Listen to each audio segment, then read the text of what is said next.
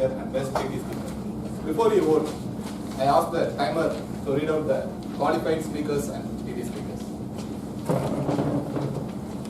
Rivikondu Alagappan, prepared speaker. Okay. TT speakers Arvind, Devraj. Please raise your hand. TT speakers when timer tells you now, please raise your hand. Jose Rohan, Azar, Surender, Giri Prasad.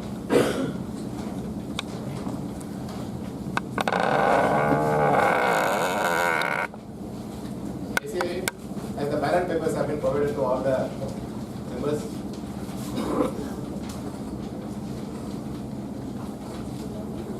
Sorry for the inconvenience, we still don't follow the electronic voting machine.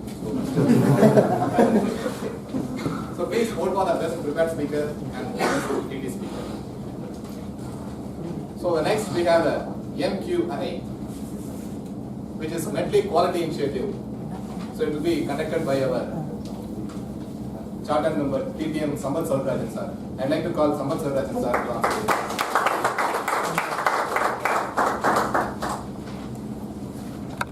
Some of you must have heard me to the meetings back when I told about every meeting for some month, for this term, let us say, we will try to have 5 minutes allotment.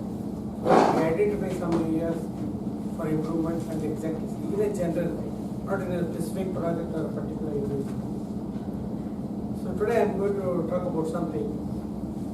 We all understand and appreciate evaluation as a very special thing in Toastmasters. Am I right? Yeah. We all say it is something special which is not like this in any other system or training program. Evaluation is something very special. And when we say evaluation, it is an all-embracing term, but more specifically, we commonly apply it to speech evaluations as a special, but it applies to everything else. So I am going to think about this little aloud. What we are doing. It is not about the general thing, what we are doing intimately by seeing the many meetings in the past and the general trend. That's what I am going to do. So, do we have any speaker from the last meeting here? You were a speaker last meeting? Okay. I will ask you one other question because you are the only person available. Did you discuss anything with the evaluator before your speech? This is a system a lot of people follow, but nowadays it's somewhat vanishing. People used to talk to the evaluator. You don't have to show you a script or anything like this. But particularly if you have any concern. For example, I am doing some project and I know already that I am not very good in a particular aspect of speech making. And I try to specially address that and try to improve on that. And I want special feedback on that. So I can tell the evaluator in advance. There is a system like this. People used to do that before. So this is to express any concerns or anything you have. And another thing is, we have got this paper which was distributed where you have voted. All the people should give feedback. Are we following this strictly? Are we following this strictly? Most people are not writing. Even if we write, sometimes we are not able to hand over. I feel the responsibility is on the speaker to collect it from everyone. If you give a speech, you should go and collect it from maximum number of people who have made some remark. Okay. But why I am saying all people should write it, because when you write an evaluation, 1 or 2 points only in this short space, you are analyzing how he spoke, what happened during that. That will give you an education for yourself in future. For example, if somebody did body language project and you had some observation, you put it. But when you come to that project, you will be more careful to understand. Right? So all people should give evaluation, the feedback. Can you take it from today? It will start happening from the next meeting. Yes. And all people should listen to evaluation. This looks funny, because this is the very fundamental reason why Toastmaster evaluation is orally presented during the meeting, then and there. Otherwise, I can write an evaluation and post it to him by email or send it to him, give it him a paper. Why all people should do it?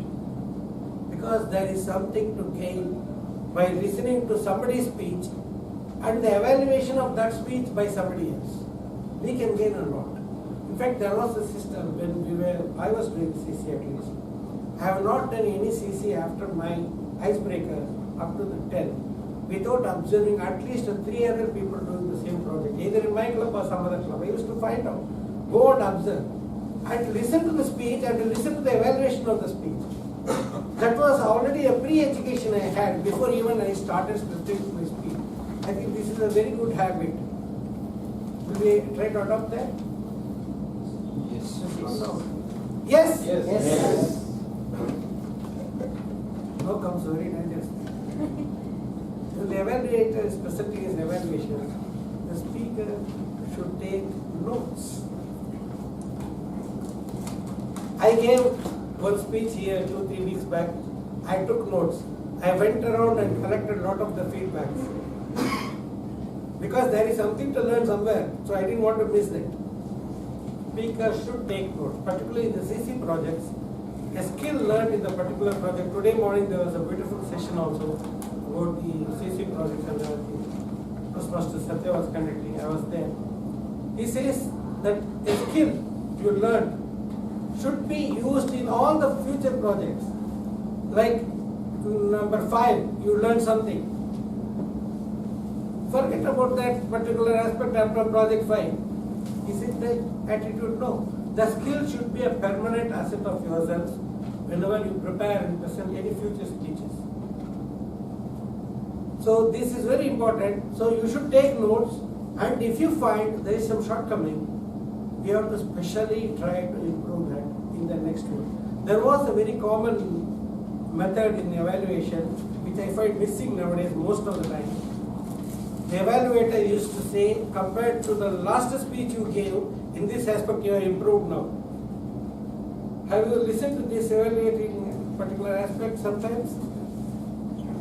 Why that is done? Because let us say he did a body language project, he did something well, something not so well. For example, his eye contact was not good, but his gestures were very good.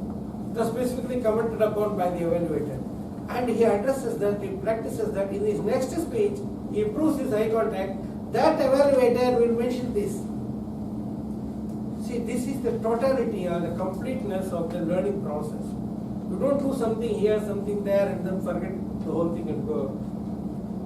Then, after you have attended the meeting, taken notes, everything, you should discuss with the mentor. Now, mentor is a person, very elusive person nowadays. Generally, the mentor and mentee do not attend the meeting simultaneously. One of them is there, the other one is at home. If we have to solve the problem, we have to pull the mentor, we have to do it. But by telephone or something, you have to discuss with the mentor the points you collected from. And once you have notes, we have discussed with mentor. This is an asset for you for the future.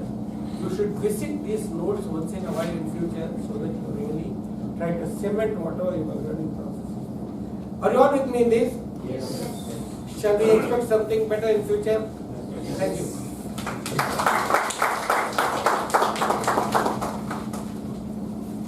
Thank you, DTM Sampath, for the legend, sir.